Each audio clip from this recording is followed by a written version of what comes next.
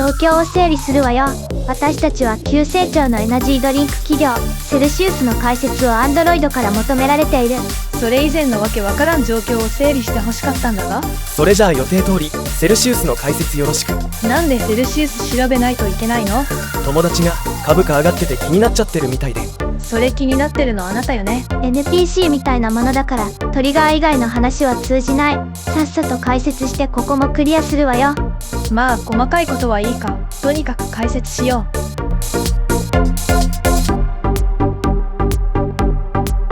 う。1、凄まじい急成長と株価高騰のエナジードリンク会社セルシウスとは？セルシウスって前回モンスターを調べた時なんか伸びてたエナジードリンク会社よね。セルシウスはこのシェア推移を見ての通り、米国でシェア3位に浮上している急成長のエナジードリンク会社よ。セルシウスの売上高推移を見てもらうわ。ここ数年とんでもないことになってる。ランレートベースで1ビリオンダラーのブランドに成長したのね。株価もそれに応じて高騰したわ。前回エナジードリンクの調査で、セルシウスのバッグにペプシが2022年についたというのがあったけど、それ以前から伸びてたのね。セルシウスはもともとダイエット飲料の会社だったんだけど、うまくいかなくなって崩壊寸前で、ナスダックからも2011年に上場廃止になるほどだった。そんな危機を迎えたセルシウスは CCEO の下でターンアラウンドが進み、2015年から2017年にかけて、エナジードリンクにブランドのポジションをシフトしたことで、全く違う会社に生まれ変わって今の急成長状態に至るわ。まさかそんな危機を乗り越えたストーリーがあったとは、知らなかった。2、モンスターエナジーと同じく、もともとエナジードリンクの会社ではなかったという共通点。最初はダイエット飲料として売り出していた系。まず最初に面白い話は、モンスターエナジーと同じく、もともとエナジードリンクの会社ではなかったという共通点ね。モンスターはもともとジュースの会社で、エナジードリンクに参戦した最初の5年は苦戦、リブランディングで今の地位に至るのよね。セルシウスの売上高規模はモンスターの約10分の1ってところね。一方で時価総額は6分の1だからセルシウスの成長は投資家からも期待されているようね。セルシウスの始まりは2004年、科学的根拠に基づいた世界初のマイナスカロリー飲料を作ろうというテーマで創業。脂肪燃焼効果を狙う製品は錠剤やカプセルなどがあったけど、飲料は当時は珍しかったよね。マイナスカロリー飲料としては同時期にネスレとコカ・コーラがタッグを組んだエンリーガというブランドがあったけど、そのマイナスカロリーという主張の根拠に疑義ありと訴訟を受け、最終的には FTC に潰され散っていったわ。ネスレとコーラの巨人のタッグでも失敗するなんて恐ろしい。モンスター経営陣も、小さいブランドはコカ・コーラの巨大なシステムで育成するのは難しい、と言っていたわね。セルシウスの表示は問題ないの？私は専門家じゃないからわからないけど、セルシウスの主張としては、マイナスカロリーの製品表示を証明するという臨床研究を6つ提示しているわね。マイナスカロリーと関係ないところだと、最近、保存料不使用って書いてあるけど、クエン酸使ってるから虚偽だろって訴訟を受けてたみたいね。会社はクエン酸は香料として使ってるっていう主張だったけど。ともかく、カロリーを燃焼させるスパークリング飲料として最初はダイエット市場向けに売り出していたの。当時のサイトを見ても太っている人の写真とその人がセルシウスを飲んで痩せた成功写真をいくつも掲載して、明らかにダイエットに焦点を当てていたわ。確かに、2007年頃のセルシウスのサイトでは、炭酸飲料の美味しさを楽しみながら、実際にカロリーを消費できるとしたら、っていうアピールをしているわね。3、2011年に会社は崩壊寸前。その後5年間で見事に生まれ変わり、エナジードリンクとしてブランドの軌道を変えたターニングポイントの話。そんな感じで、セルシウスはもともとダイエット飲料の会社だったんだけど、うまくいかなくて崩壊寸前で、ナスダックからも2011年に上場廃止になるほどだった。もともとエナジードリンクの会社ではなかった共通点はあるけど、モンスターは連続増収だし、エナジードリンクの売り上げもちゃんと伸び続けていたからそこが違うわね。そんな危機を迎えたセルシウスは、企業再建専門の CCEO の下でターンアラウンドが進み、2015年には四半期で黒字化し、ようやく守りから攻める転換を見せる。2015年から2017年にかけて、エナジードリンクにブランドのポジションをシフトし始めたことが重要で、これがターニングポイントとなった。これまでのダイエット製品では、消費者の心に響かないという結論に達したと CEO が言っているわね。2017年に再びナスダックに再上場を果たし、同年その立て直した CEO は交代して今の CEO が引き継いだのね。この方、本当に立て直し専門の人でこれまでに5社立て直してる。今の CEO は2012年に CFO として入ってきた方なのね。そう。興味深いのは成分のコアは創業時から変わってないのにエナジードリンクとして売れ始めると、売れ方がまるで別物に変わったことね。さすがにもともとダイエットドリンクだったものがエナジードリンクですって顔するのは無理があったんじゃないの？その点、外部的にトリガーになったのはニュータイプのエナジードリンク、バングの台頭よ。あれ、バングって昨年チャプター11で破産申請した会社よね。そう。前回見せたシェア推移ではバングが凋落している期間しか見せなかったわね。今回は2018年から2019年までの怒涛のバングのシェア拡大の図を見てもらうわ。バングの結末はスーパークレアチンのように含有成分の印象を不適切に持ってしまったことで自滅したけど、この図を見ての通り、2018年から2019年にかけてのシェアの拡大が凄まじかった。これを見るとモンスターがレインをバングにぶつけたことで、バングの勢いが止まったね。まあ、あくまでこれはシェアであって、そもそもエナジードリンクカテゴリーという市場全体がしっかり成長しているから、シェアを維持しているということは成長はしているということよ。バングがパフォーマンスエナジードリンクというサブセットを創出してエナジードリンクに新しい参入の道を切り開いたという点がセルシウスにとっても大きかったわけ。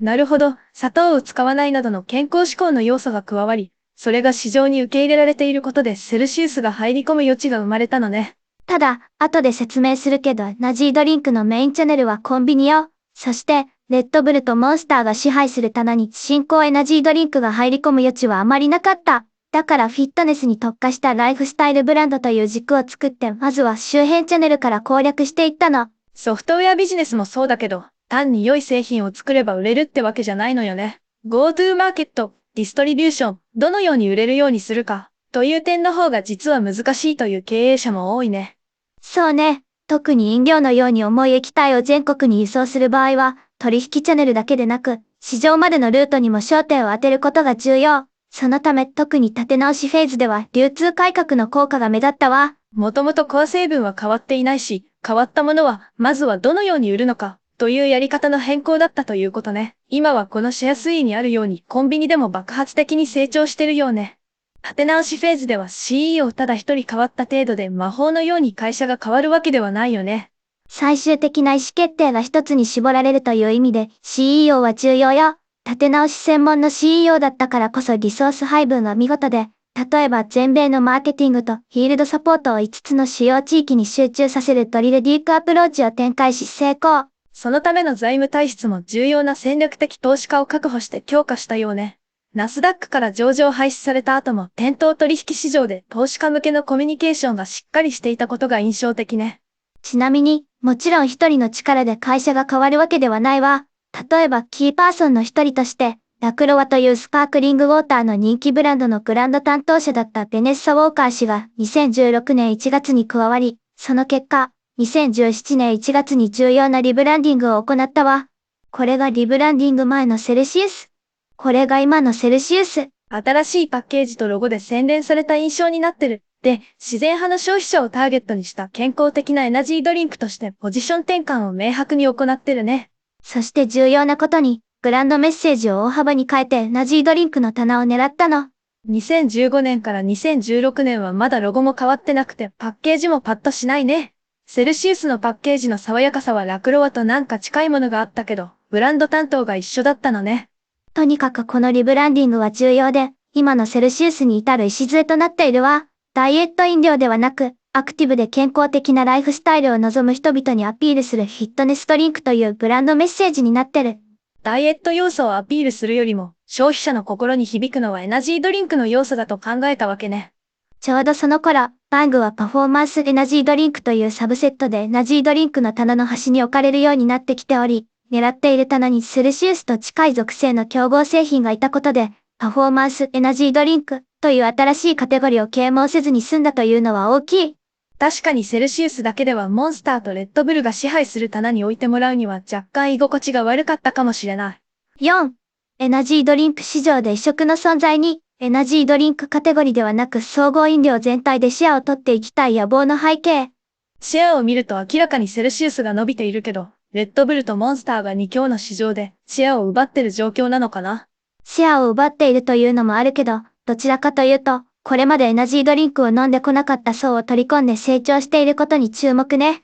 そういやモンスターを飲む層は健康を意識して飲んでるわけじゃなさそうだもんね。かなりブランドポジションに違いがある。他のエナジードリンク製品の中心消費者層が18から24歳の男性であるのと違い、セルシウスの中心消費者層は24から44歳の男女でやや年齢層が高め。これはもともと健康やダイエットに焦点を当ててきたルーツを反映してる。消費者の男女構成比も約半分でバランスがいいね。よく CEO が言うのは、セルシウスの消費者は自分たちがエナジードリンクを飲んでいると思っていないという話。もともとエナジードリンクではないブランドでスタートしてるしね。そして一応エナジードリンクの棚にはあるけど、フィットネスドリンクって打ち出しているもんね。また、モンスターやレッドブルを飲みながら食事をする人は少ないと思うけど、セルシウスの場合は昼食時に飲まれることも多いみたい。実際フードサービスチャンネルが約10%占めているから、そうなんだろうね。フードサービスチャンネルはビプシの強いチャンネルだから期待できそうね。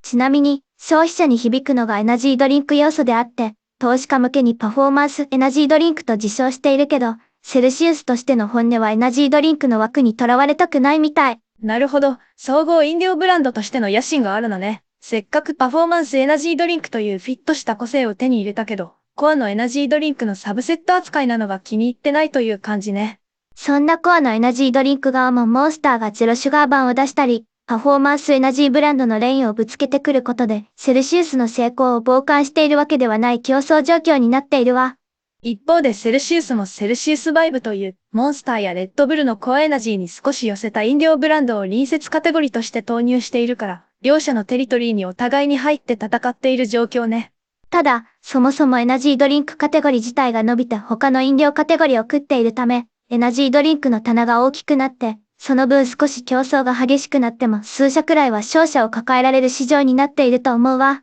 毎年飲料市場には5000くらいの新しいブランドが参入してくるけど、成功するのは一握り。コカ・コーラエナジーも1年程度で北米から撤退したくらいエナジードリンク市場は難しい中、セルシウスはどこまでいけるかな。バーンでもうまくいかなかったコカ・コーラが自らのコアブランドの名前をつけてまで投入したコカ・コーラエナジーが北米だけでなく世界的にヒットしなかったのは、ブランドイメージやブランドのポジショニング戦略がいかに繊細で難易度が高いかを表しているわね。せっかくうまくいったブランドのコアイメージシフトを変にいじって総合飲料ブランドとしてイメージを薄くしてしまうと、後発から隙を突かれてしまうかもね。5、エナジードリンクはコンビニがビジネスの7割占める重要なバトルフィールド。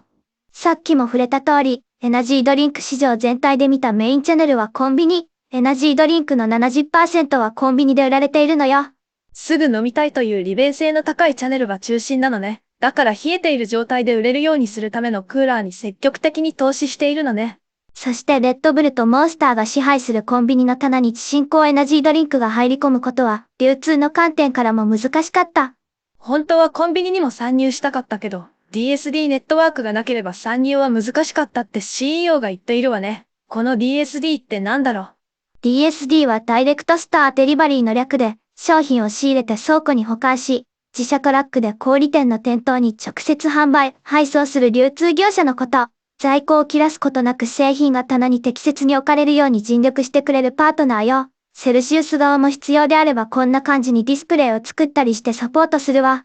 で、その DSD ネットワークが不十分だったからコンビニチャンネルは後回しになったと。そう。だからフィットネスに特化したライフスタイルブランドという軸を作ってまずは周辺チャンネルから攻略していったの。でも、2016年にセブンイレブンがセルシウスを置いてくれたみたいだけど。確かに2016年上期にセブンイレブンとスノコといったコンビニチェーンが8000店舗で販売してくれるようになったわ。これはむしろ例外で、だからこそセルシウスが攻めに転換できるターニングポイントの一つとなったの。基本的には DSD を獲得していかなければ難しいわ。なるほど。実際2019年6月までは、小売店の倉庫から直接店舗に配送するか、卸売業者ネットワークを通じて市場に出荷することが主なルートだったようね。とにかくエナジードリンクのカテゴリーにおいて、コンビニチャンネルにがっちり入っていくためには、しっかりした DSD ネットワーク構築が必要で手を出せなかったの。ああ、ここでバングがまた重要なトリガーとなるのね。バングがペプシと提携してそのネットワークに移行したことで、それまでバングが使っていたビール大手 AB インベブの独立系ディストリビューターネットワークが開放されて、その穴をセルシウスが活用できたと。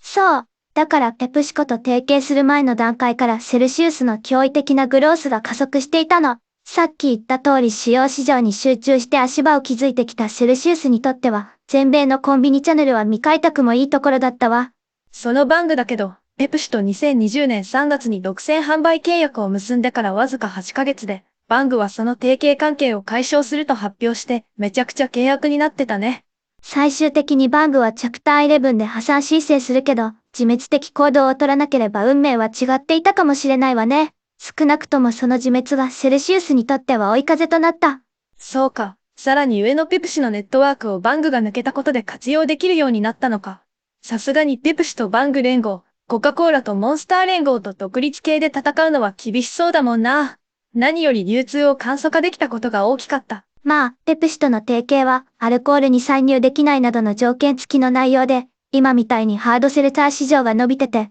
モンスターみたいにアルコール参入して多角化している企業が出てきているけど、セルシウスは何もできないわけ。でも、優先順位は低いもんね。まずはコアのエナジードリンクでレッドブルやモンスターとのギャップを埋める余地がある。特にコカ・コーラとモンスター GA に対して、セルシウスという強力なドライバーを影響圏に入れたことで、今後もモンスターとセルシウスの戦いは面白くなるわよ。参考までに、セルシウスは Amazon でシェア2位であることから、これは先行指標として注目に値するわ。シェア 19% で、1位のモンスターとの差も縮まってきて、2021年にはレッドブルのシェアを抜いたわ。確かに、12缶入りの冷えていないパックを EC で注文するような人はセルシウスを飲んだことがあるリピーターである可能性は高いわね。そんな感じで、セルシウスという、米国以外ではあまり知られていないけど、強烈なターンアラウンドストーリーを持っている急成長企業からの重要な学びはこんなところかしらね。レッドブルとモンスターの2強が支配する市場で、セルシウスがどこまでいけるのか今後に注目ね。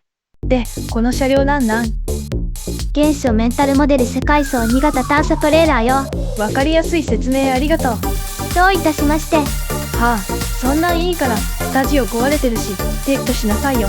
いきなりこんな巨大な車両撤去しろって言われても無理やろ。あんたがその変なコントローラーで車両持ってきたよね。これは、時計です。ほう。違うんです。とにかく私じゃない。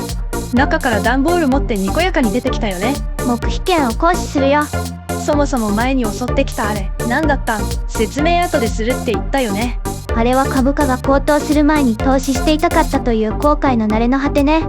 ちょっと、真面目に説明しなさいよ。急ぐわよ。なにまたなんか襲ってくる気配？せっかくもらったエナジードリンクがぬるくなっちゃう。まあ座ろう。素晴らしい解説だった。お前に教えることはもう何もない。この人に何か教えられたの？初対面よ。っていうか依頼してきたのこの人よね。これ、またどっかに飛ばされるやつですかね。またわけわからんところに。来たね。誰？私です。なんで侍？別にいいけど、なんで私は変わってないの？ごめんね。対メンタルモデル最適化のために私は階層ごとに再構築しなきゃいけないんだけど、あなたの場合はそれが不要だと分かったから省エネしたの。ちょっと何言ってるかわからない。どっちにしろ前の階層でエネルギーを使いすぎちゃってできなかったんだけどね。エネルギーって、やっぱあの車両生成したのあんたじゃん。再構築後の 99.999% の要素は私だけど、今の私と 100% 一致するわけじゃないから、私に言われても困る。理解不能だけど、とりあえずへりくつなのだけは分かった。師匠。何？知り合い？誰かを弟子に取った記憶はないわね。よかった。間に合った。俺っちのペットのために世界最大のペット用医薬品会社、ゾエティスについて調べてくれないか。何かご病気で？元気だよ。それはよかった。次回、サムライアンドロイドから元気な一手の将来のために、ペット医薬品大手ゾエティスの調査を依頼された件。